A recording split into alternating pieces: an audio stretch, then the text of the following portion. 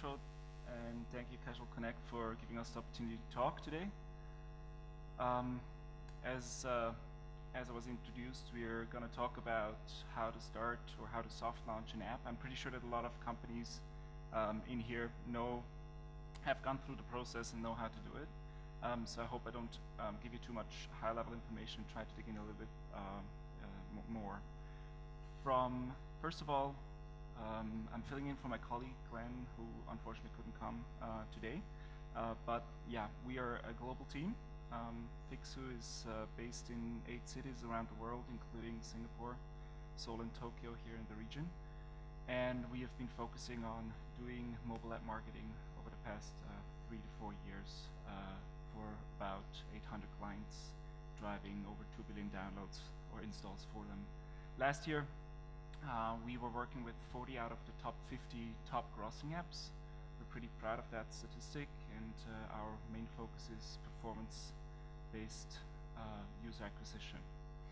So regarding a soft launch, as I said, a lot of people in here will know already what a soft launch is, but I think it is very important that a lot of companies are aware it's not always easy to, when you launch an app or launch a game in a new market, to know how it will perform. And soft launches are there to basically release your app in a controlled environment, getting a controlled group of users that can be analyzed and give you a conclusive result regarding the quality of your game and your title. Usually we would choose a secondary market, not one of the primary markets like the US or Japan or Western Europe, but rather a similar market that gives you a similar type of users. For example, Australia is a very common place to soft launch a game before going to the US. Why would you do it? As I mentioned already a little bit, it's a crowded market space. Most of the time, you would have a lot of games launching every week in the US or in Japan, and it is quite common to then actually launch a game and not getting the right attention, or actually launching a game with not the correct pre-requirements, so that you have to withdraw the game, fix problems, and then launch it again. I think it is a great opportunity with a soft launch to isolate the right success factors that you want to test, and then once you're sure your game is performing correctly, launch it in the bigger markets. There are some other reasons why to do it in a smaller market first.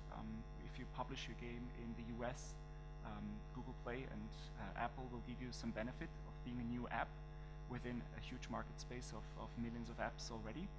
So you might not want to waste that with a version that is not 100% ready for the market. All right.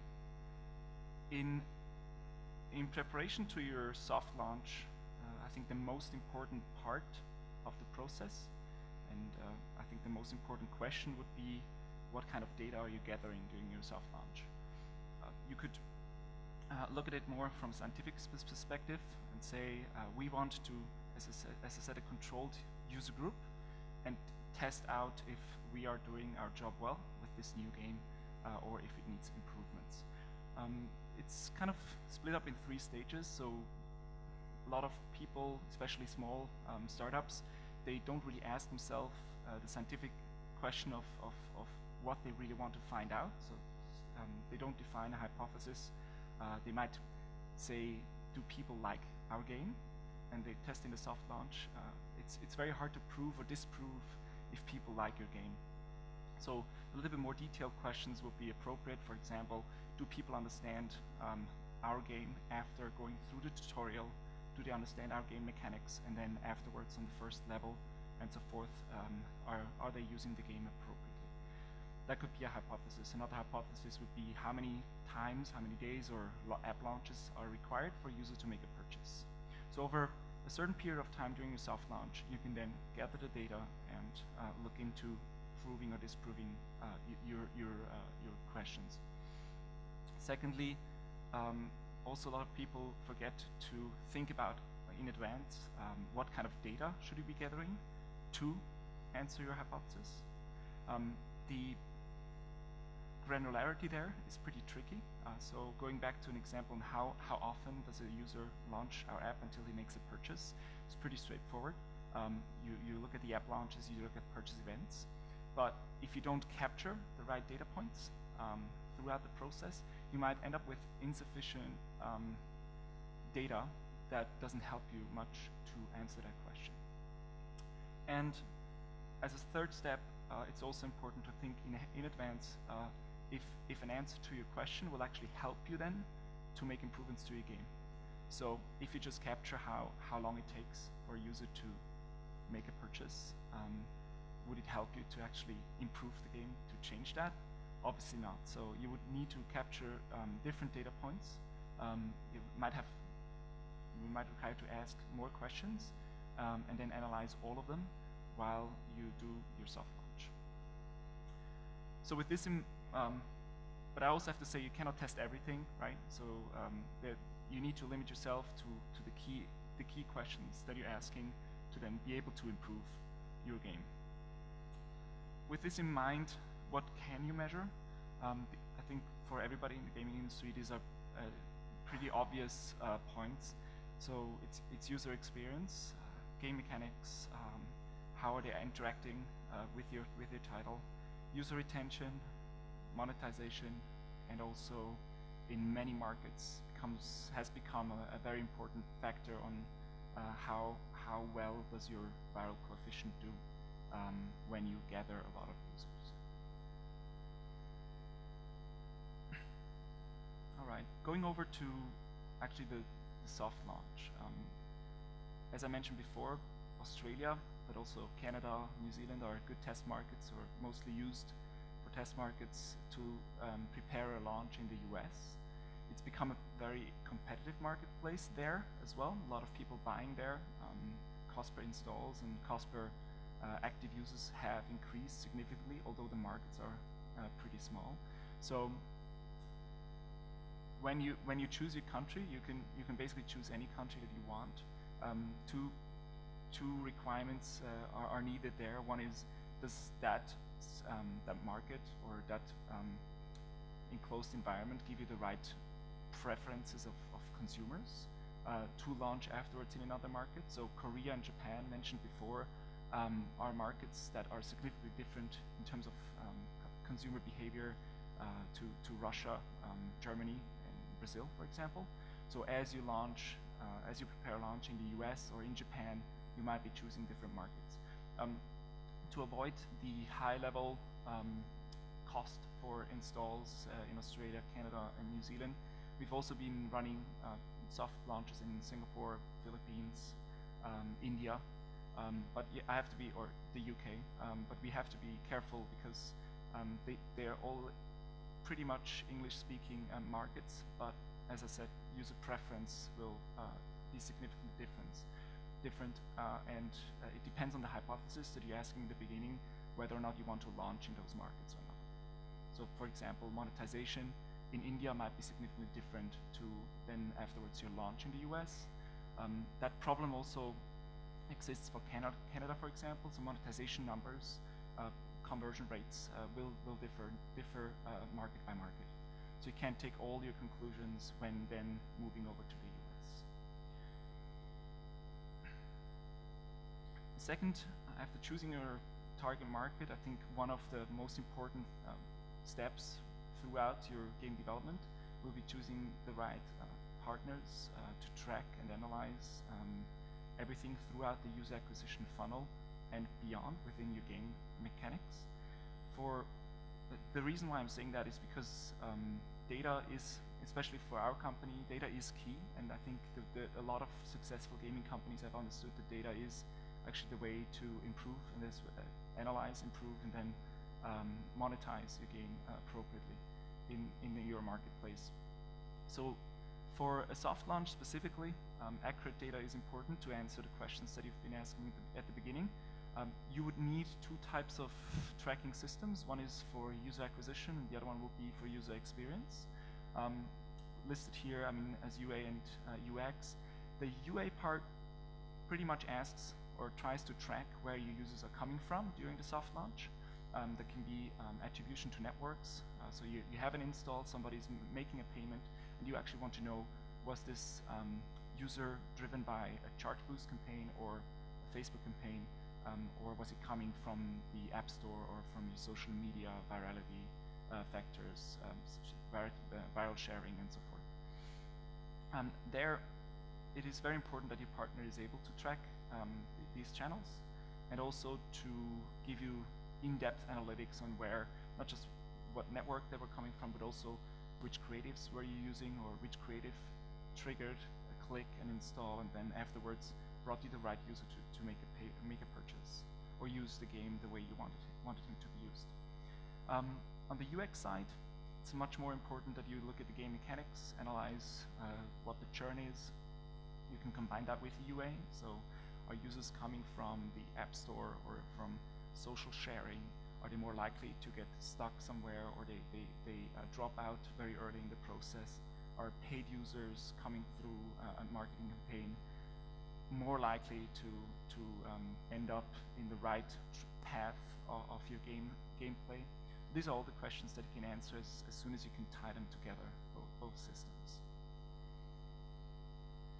All right. Before you launch, it's very important. I think it's very straightforward on what I'm going to say here, but it's happening very often that people don't do this right. So make sure that everything's correct before you soft launch. Links break. There is problems with servers. As soon as you get 1,000 users in your game, suddenly your servers go down because there's too much search and traffic, and so forth. There's a few bullet points on here, but I mean, if you do a soft launch and you drive users through marketing and other channels to your app, make sure that every stage throughout the process is tested, it works, and same applies also for the tracking tools that I mentioned before. Just make sure that everything is tested, and then start because you're spending money, right? You don't want to waste that money. You want to spend that money to collect the data, to give you better result, to give you conclusive results, to improve the gameplay. All right. Related to that, as soon as I think you soft launch, the psychology within companies is that you actually bring that title finally into the market, even if it's not the main market that you're targeting, but you're having some sort of a launch, and everybody is super happy about it. So make also sure that the teams that are responsible for your marketing side, that your personal image to the outer world, is making sure that the App Store is representing that in a correct way too. Apple is a little bit more complicated when it comes to updating your App Store. So for example, if you have a screenshot up there and you want to change it, it might take some time. So make sure that you're ready in the App Store, because in the end, this is going to be the first thing people will see during the soft launch when they click on an ad or they land in the end on the App Store. The first impression is usually very important. Comes down also to one factor when you do paid marketing, where they click on a banner. You want to make sure that they have the right impression of what they're going to download, what they're going to use. So it should be all linked together. The creative or the banner that you see on Facebook, for example, in the first place, should work together with the message that you see on the App Store, and it should correlate to whatever your game is promising later to the user. The better you do at this cohesive or kind of marketing funnel, the more controlled your data, your results will be. Typically, we see soft launches to last between 2 to 4 weeks. It has definitely to do with your budget. It's not that 2 weeks is cheaper than 4. It's actually the opposite. So if you're more on a lower soft launch budget, spreading it out a little bit further will help you to bid not that aggressively. If you want to get enough data in a short period of time, you need to bid higher. You need to drive more volume to your app in a shorter period of time. But 2 to 4 weeks is pretty good, no matter what questions you're asking. Especially in gaming, the monetization part the cycle is pretty short. So people need to play it before they can make a purchase, and you want to collect those data points to have a result for your questions. Regarding to data, the first point here on why it should be 2 to 4 weeks. I mentioned that you asking a lot of questions, or you should ask yourself a lot of questions at the beginning on what you want to test for the soft launch. The more questions you ask and the more variables you bring in, the more complex it's going to be when you look at all the data points. Imagine you run across a couple of networks. You run a Facebook campaign and a viral campaign at the same time. All those people will come in from different sources, different networks. They have been clicking on different ads. They were clicking on different links or posts that you did. So to have a conclusive result on why they actually use your game well and they made a purchase will require you to have enough big groups to scientifically then have enough data to say this is the right way that we did it, or this is wrong. It's more on an empirical side. The more data or the more complex questions you ask, the more data you need to collect, so that you can then answer your questions. I hope that was a little bit complicated how I explain it, but 4 weeks might then be better than 2 weeks because you want to get into the data afterwards. And then the last point is internal resources. Try to sync up your soft launch with your engineering cycles. There's nothing worse than doing a soft launch, you have a bug or you know that something's not working, and then you have to wait for 2 weeks until you can release an update. So try to maybe sync it with their cycle, not force them your cycle onto them. That will help during the launch, definitely. And in the end, it comes down to bringing I think a normal cycle that everybody knows pretty well. So what would you do during the soft launch or after the soft launch is analyze the data, conclude what you've learned, and then improve the game. And I think it's very hard to do it if you can't go through the cycle. So as I said, be prepared on what you want to find out for the soft launch, and then you will have the right results to make those changes.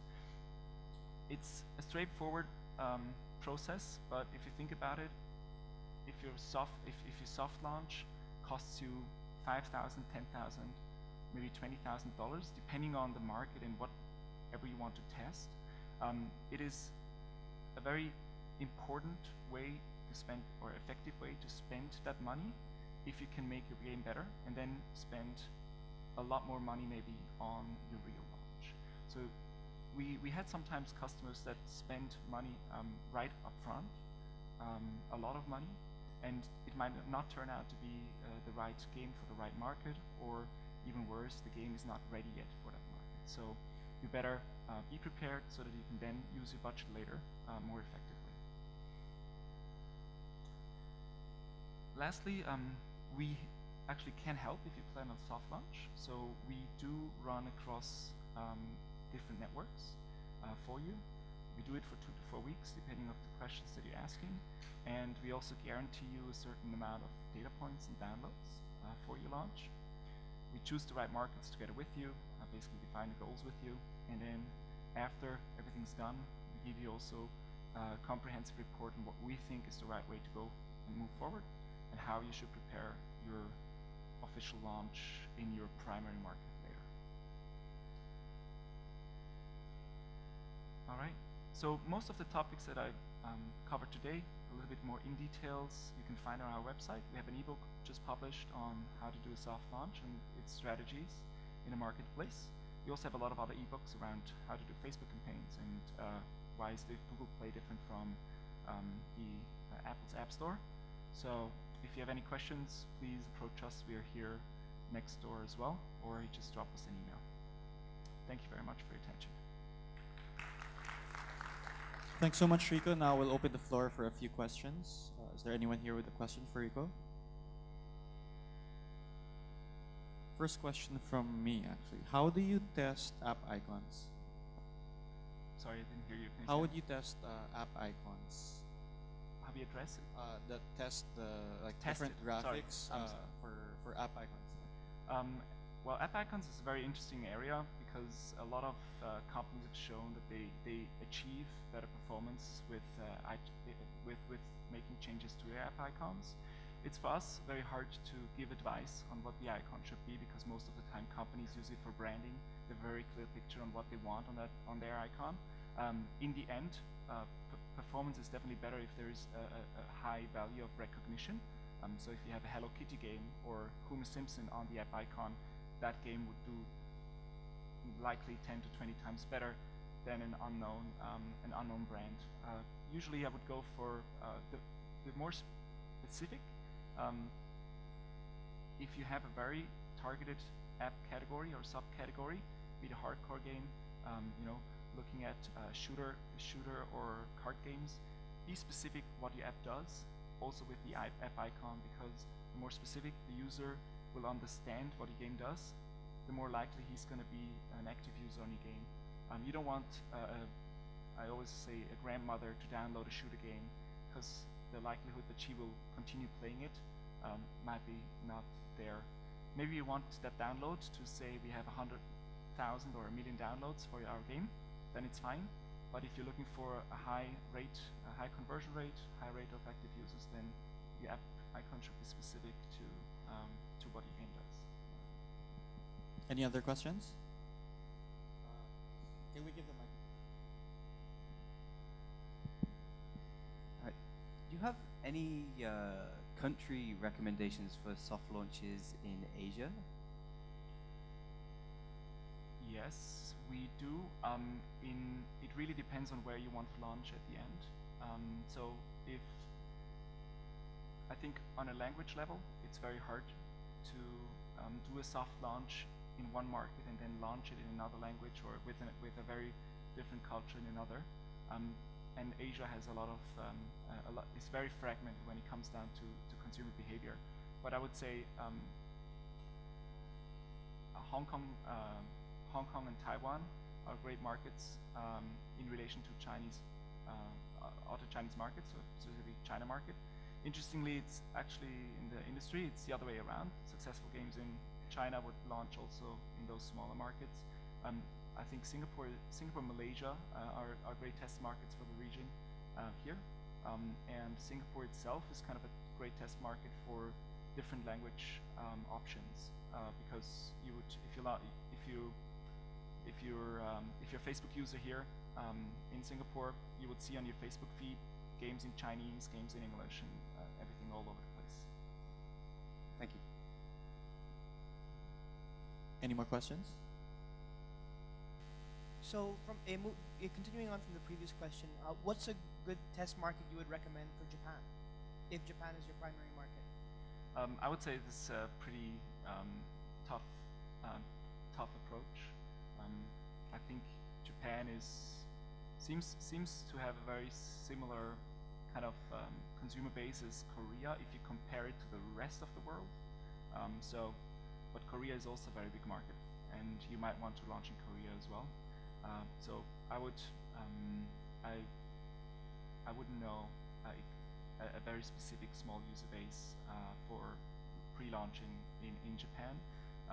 What we've seen is a good approach as well is to soft launch actually in Japan before doing a big burst or a big push in the same market later. You can do that also for the US. You can do that also in other countries. You might lose that edge of being new in the marketplace, but that can be compensated with other